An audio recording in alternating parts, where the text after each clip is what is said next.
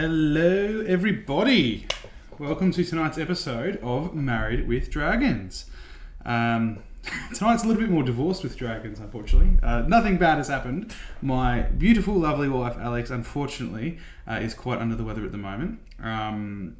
So I'm going to be running solo for tonight. You'll have to hear me babble on by myself without the lovely wife next to me, but that's all right. I'm sure I'll be able to get through it on my lonely lonesome with everyone, all of you got wonderful people in the chat helping me out. Welcome to episode 6 of Dungeons and Dragons, Married with Dragons even. Tonight we're going to be going over primarily the ins and outs of wizards. We did an episode a couple weeks ago on the ins and outs of barbarians, what to expect when creating them. So I'm keen to do a bit more of that, however, with everyone's stereotypical favourite magic user, the wizard, tonight. Obviously, go through a bit of some D&D story. Of course, everyone's absolute favourite high point of the episode will be the joke at the end, regardless or not whether Alex is here. I'm still going to do my joke. To be honest, it's probably going to feel pretty similar. Because tonight, unfortunately, Alex won't be here laughing, and normally when Alex is here, she's still not laughing. So it's not really going to make too much of a difference for the joke, but I know it's a fan favourite. I'm sure that everyone loves my terrible sense of humour. I think the biggest challenge for me on tonight's episode is going to make sure that I don't waffle on or go on too many tangents. I can talk about D&D for just about an eternity, so I've got to make sure I'm going to try and stay on topic a little bit tonight, but we'll see how I go. I've still got my trusty death mug full of my water sustenance to keep me going. To start off tonight's episode, I thought we'd go over, as usual, a bit of a D&D story. Since it's just me tonight, I thought I'd go over a story that has a bit of a less of the humour side compared to some of the other stories that we've had so far, but is one that's pretty important to me as a DM. I was basically wanted to touch on the final session of the campaign that I've recently finished up, Tomb of Annihilation. It's actually the first campaign that I've actually come to a conclusion on. Anyone who has played Dungeons and Dragons before might be quite aware that, unfortunately, the sad truth about Dungeons and Dragons is not all. I wouldn't say not a lot, but not all of the campaigns do actually get to the finish line. For a few reasons. I mean, life gets in the way, work schedules and conflicts, outside the game can make it a bit difficult. So it's quite an achievement for both players and DMs alike when you do actually get to the end of a campaign. And being the first one that I've actually finished, was pretty proud of that. Bit of a milestone, I guess, for me as a dungeon master. Not the first campaign I finished. I finished a campaign as a player before, but not as a dungeon master. Previously, campaigns, as I said, just get in the road with work schedule and real life conflicts and stuff like that. However, so at the end of this campaign, a bit of a preface for anyone who doesn't understand or hasn't heard of the Tomb of Annihilation campaign. Basically, my players had spent the entire campaign of the past year and a bit campaigning through the treacherous jungles of Chult, which anyone who isn't very familiar with the D&D lore is basically D&D Africa, kind of, but instead of the safari animals and whatnot, you've got dinosaurs roaming around everywhere. But the main hook of the campaign was they had to overcome a death curse that was slowly killing anyone that had been resurrected and was preventing any further resurrections from taking place. And so, the final episode took place last weekend, where the players finally battled their way through the treacherous dungeon to the base, where the source of the death curse was originating from. They fought with some hags and ended up beating them quite easily, actually, due to some good teamwork. Made a deal with them to get a bit of information and then ultimately betrayed them. I was okay with that, though. However, the player that did the betraying did so for quite a good roleplay reason. It aligned with his god and his backstory, so that made a lot of sense and I was really quite happy with that. But battled through the hags, got a bit of information and opened a giant skeletal door that led down along some black onyx stairs, black marble actually I believe, stairs that led down into a room that opened up with a huge pit of lava in the center of this room. They came across what they'd learned to be And again, spoilers for anyone who hasn't played this or is looking at playing it, but they came across basically, I'll leave a few of the details out, but basically a god, which they did manage to overcome barely. And so I described it as the party had their great victory. They managed to overcome the odds and destroy this death god that they'd encountered. However, after I let them sort of revel in joy for a little bit, it was only then that I mentioned that the real boss battle was about to start. And really, that entire encounter was basically designed to weaken the party a little bit so that it would be even more difficult to overcome the real boss, which was a lich, a demi-lich that... for those of you who aren't aware, liches are basically magic users, generally wizards or something of the sort, that have become immortal by sealing their souls into objects that are known as phylacteries in the D&D world. So they came across this big, bad, powerful magic user lich. The battle raged on for a while. It was looking a bit hairy for a few players. I actually did have one player unfortunately die right towards the end of the battle, which, because of the death curse, had previously meant that they couldn't be resurrected.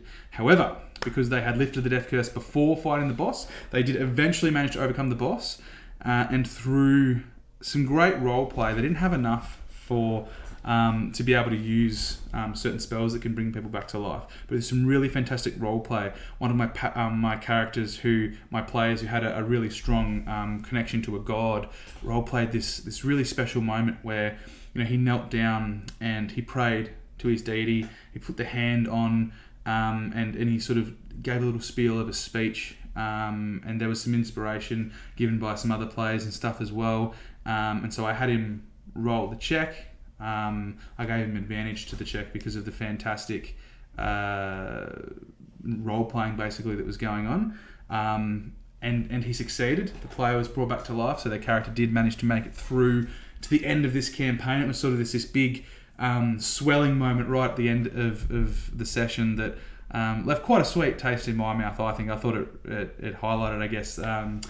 I don't know, the player's ability to think outside the box, come at things from different angles, as well as their ability to try and, look out for each other and go the extra mile to try and make sure that they all survived this terrible endeavour. But yeah, I must say that for me, that session in particular will always hold, I think, a pretty special place in my memory of D&D sessions, because, as I said, it's the first time, there was the end of the campaign. I wrapped up the campaign afterwards by having the players describe what their characters would do in the coming years, and we finished up the campaign, which is something that I've never done before. So it was something that I think I'll always remember as my first ever finished campaign.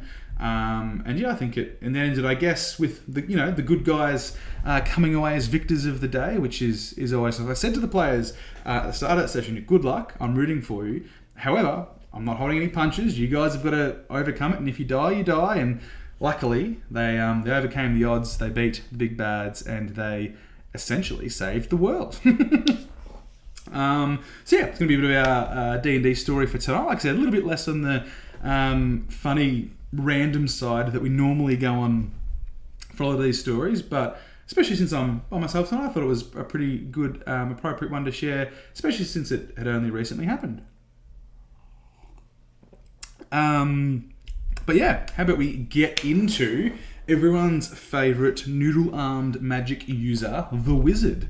Anyone who has access to the internet and likes anything to do with D&D has probably seen 1,000,001 memes about the wizard. The wizard and the barbarian, funnily enough, the two classes that we're starting off covering, are probably the most meme-worthy or meme-made classes out there. The wizard is very much pigeonholed into the extremely weak, noodle arms, got, like thin and tiny structure that casts fireball at everything. They, for some reason, I don't know why, I haven't really come across a wizard that has done this per se, but there's the running joke that any problem that a wizard comes across is able to be solved with a fireball, regardless whether or not the friends are nearby. So yeah, that's basically how Wizards are seen, I guess, in the internet meme community of D&D. I've got my trusty player's handbook here to remind me of some stuff about the class in general as well. Anyone who has everything memorized from player's handbook, the Dungeon Master's guide, as the Monster Manual, Xanathar's guide, all of the extra books, kudos to you. I certainly do not have that kind of photographic memory.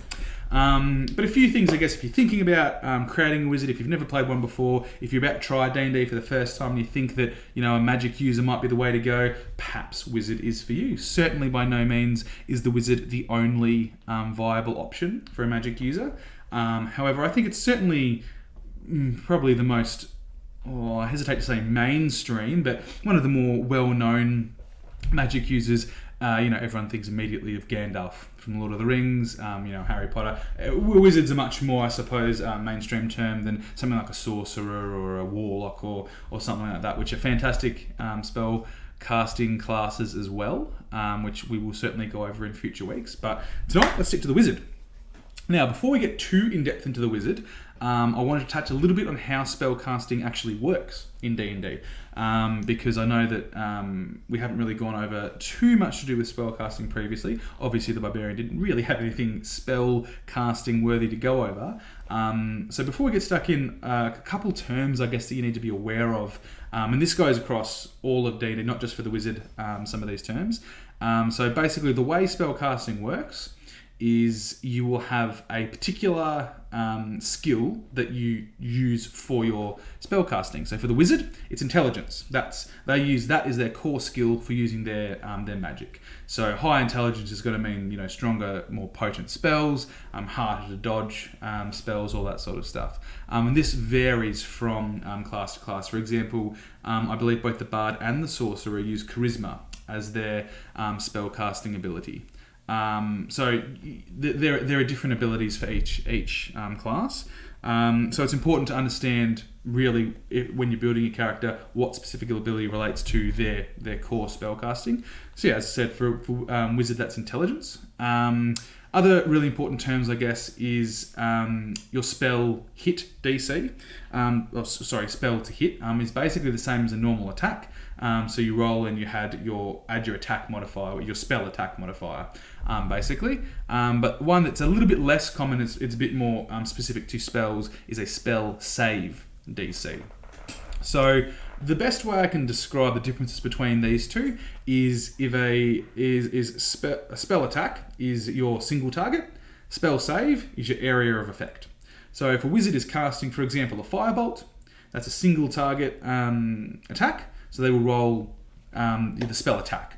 So they roll the d20 and add whatever their spell attack is, which will be their spell casting skill plus their proficiency. So for a wizard, it would be your intelligence plus your proficiency.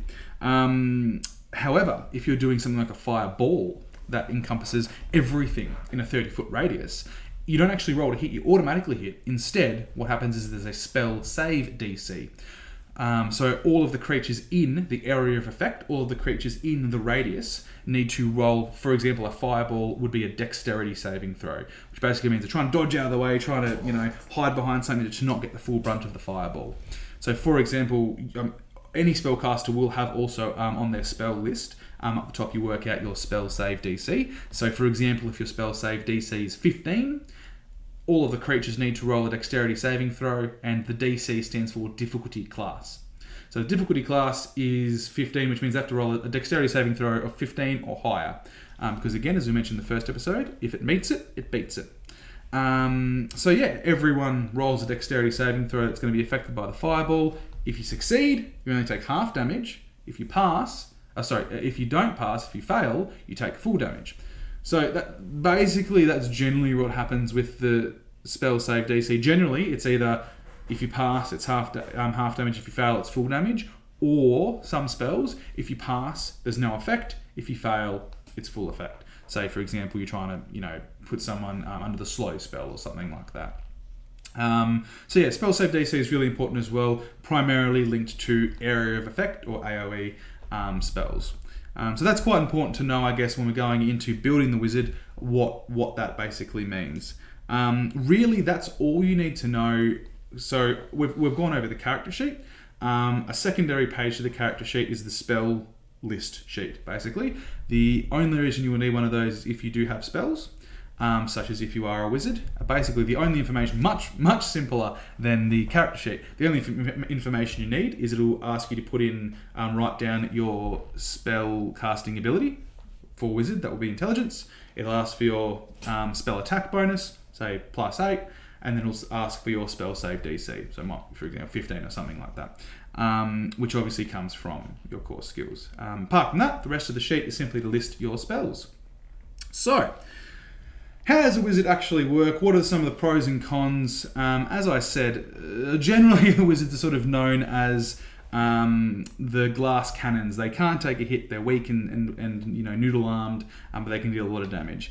The reason behind, I guess, a lot of that stereotype is that they do have the smallest hit die in the entire game.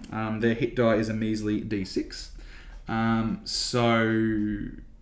Obviously, at level 1, your full health will be... at level 1, your full health is just 6. It's max plus your con. And then you go up from there. If you're rolling, each level you roll, you only get to roll a d6 plus your con. And most of the time, if you're playing a wizard, you probably haven't put too many points into Constitution. So first couple of levels, even at level 3, it's not unheard of to have, single digits to maybe 12 health even, which is not very much.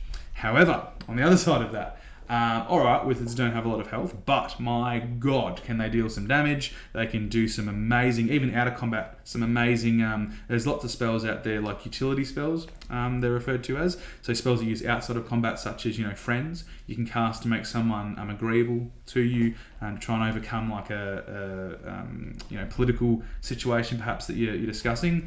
Or maybe like to convince someone of something you're trying to get away with. So one of the big draws for wizards compared to other classes is wizards have a spell book, which means that they can by far and away have the most spells available to them out of any class. Wizards can learn spells if they come across, say if they defeat another wizard in the game and they come across their spell book, they can spend time actually learning that spell themselves, which I don't believe any other class has that ability. They can't have them all prepared, but they can know a lot of spells. Now, I suppose, again, a lot of information to take in. I suppose the difference between prepared spells and known spells. So, known spells is the list of spells that you are able to cast. Basically, that's everything that you know how to do. However, your prepared spells is a little bit different. So each day you can only have X amount of prepared spells. So say if your wizard's really knowledgeable and has 30 different spells, not all of those spells are available to them all at one time.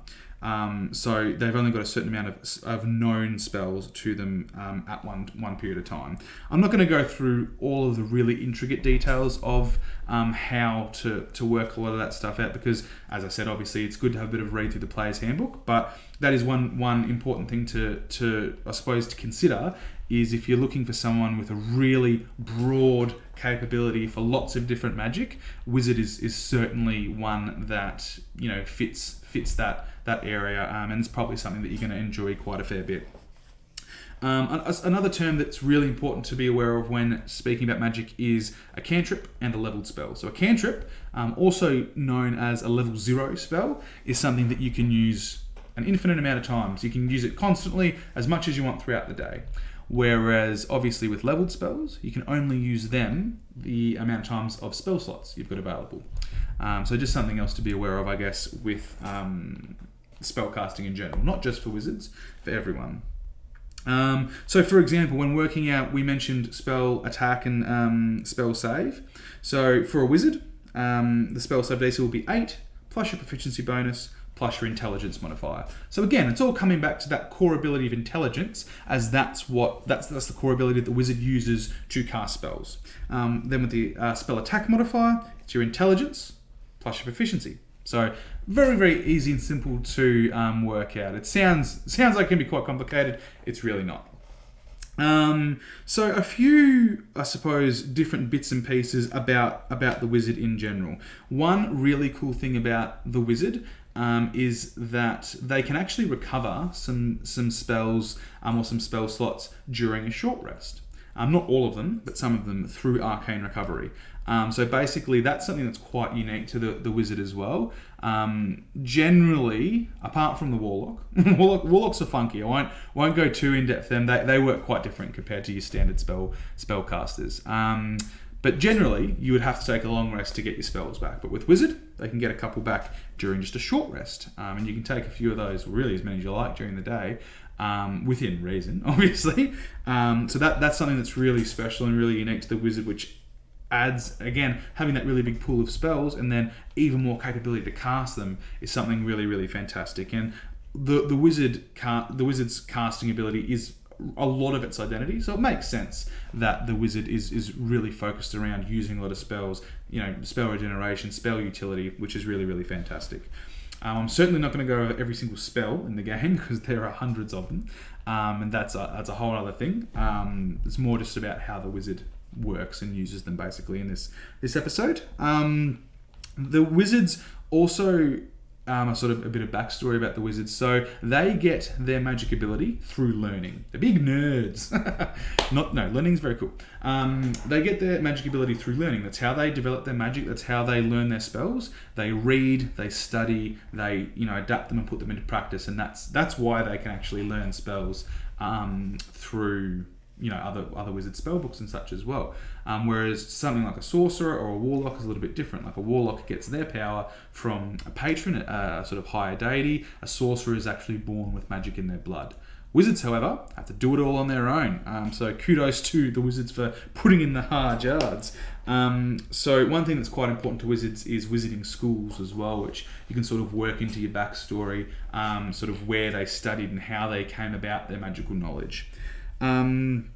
The big sort of, feature around wizards when you are leveling them up is their arcane traditions. So they're basically kind of like the paths that you could take as a berserker. The arcane traditions are something that you can take as a wizard, which affects and warps a lot of... I like to try and put into their backstory as to why they've got that school. But it also sort of impacts the way their spells work, impacts whether or not you're more a utility, more a combat sort of. It can impact a lot of that sort of stuff as well. So the schools that you can choose from are the School of the Abjuration. So that's very much your protection sort of magic. You've got the School of Conjuration, which is more producing things out of thin air. Your spell of Divination, which is often seen as quite like a higher, like a royal blood, royal almost sort of school. It's your divination is sort of like your fortune teller stuff, looking into the future, that sort of higher power sort of style of magic. You've got your School of Enchantment, which pretty self-explanatory, is a lot around enchantments.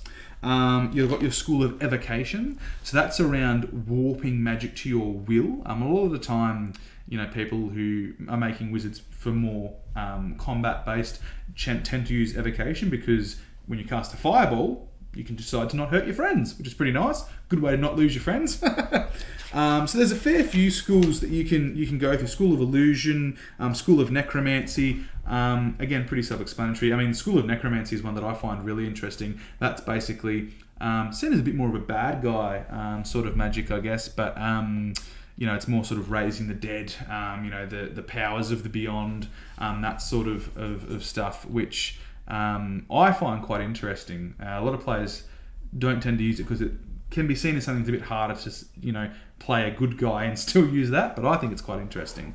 I think the biggest thing to take away from all of these schools, though, School of Transmutation, there's lots of them, there's other schools and other books. One of the biggest things to take away from that, though, is the amount of flavour you can put into the wizard, which is fantastic. I love when you can, take a class, take a concept, take an idea, and really make it your own. And that's something you can do really well with the wizard, because when you play a wizard, it doesn't mean that your wizard's the same as someone else's wizard. It depends so much on, one, the broad range of spells that you can take, which is endless. You can get stuck on it for hours looking at all the different spells. Two, the school of magic that you're using. How are your spells shaped your wizard's learned ability of magic. You know, what sort of wizard are you? It's not just wizard and that's it. What kind of wizard are you? You know, someone that deals with the dark arts of necromancy. You're someone that enchantments are your thing, and you love, you know, magical abilities in the real life circumstances. So that's one thing that I really like about the wizard that I think is a little bit underrated, because people just sort of think of them a lot of the time as, this is how I'm going to deal damage to all the enemies all at once. But they can be such an interesting and intricate class when, you know, you're looking at the different schools and looking at the time, putting the time into it. One character that I really, really would love to play at some point is a more utility-based wizard. I'd love to, at some point in a campaign, play a wizard that's not necessarily, like, obviously you'll still have some combat capabilities, but not necessarily built for combat, more built for, out of combat stuff, such as, you know, overcoming obstacles with different people, bending things to their will to get through different scenarios. That sort of stuff I think would be so much fun to role play, and you could do so much cool things throughout the story rather than just deal a lot of damage. There's nothing wrong with doing that, but I think that there is so much you can do with this class. When you really look into it, and as I said, just the sheer amount of spells and different capabilities and different schools that you can choose from is just such a fantastic thing from a creativity point of view when you are building a character. So if any of that sort of stuff, I tell you what, I said I've got to try and make sure I keep myself on topic. I can waffle on for a long time. That's kind of wizard in a nutshell. Someone who learns magic via reading, via learning. Someone who uses their intelligence, coming from obviously the learning that way, uses their intelligence as their magic ability.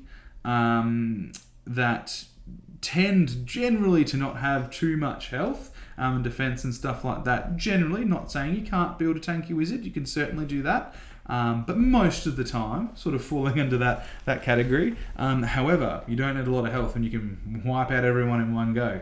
And certainly, I think wizards can be potentially some of the most, I'll use this term loosely, but game-breaking classes, because they can do things like shape stone, like, move the elements themselves, transform people into other things. They can do so many cool things that, as a dungeon master, they can totally throw everything you had planned out of whack. And it's great. It's great because you've got to roll with the punches and see what comes next, and everyone's experiencing it all together, which can be a lot of fun. Anyway, I was going to keep it a little bit shorter tonight because it is just me by myself. But as I said, I can tend to waffle on about D&D forever and ever and ever. But I will try and sort of just leave it there to not overwhelm everyone with information. I highly recommend Wizard for anyone who's looking into a spell casting sort of style character and they haven't tried one before. If they have tried one before, play one again, play a different kind, pick a different school. Certainly a lot of fun. And spellcasters in general can be a really, really great way to get a bit of a better understanding about the game mechanics and how it works and whatnot as well. Because spellcasting and all the different spells and their abilities and capabilities and everything is a whole other world in D&D. Anyway, to my joke.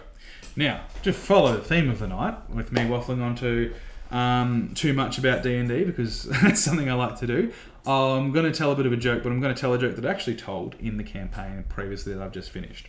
I'm sure people may have heard this one before, but I thought I was really funny at the time. So my players came up, they were in the dungeon, they came up against this beholder. Now, for anyone who doesn't know what a beholder is, it's basically, I wonder if I've got a picture of one.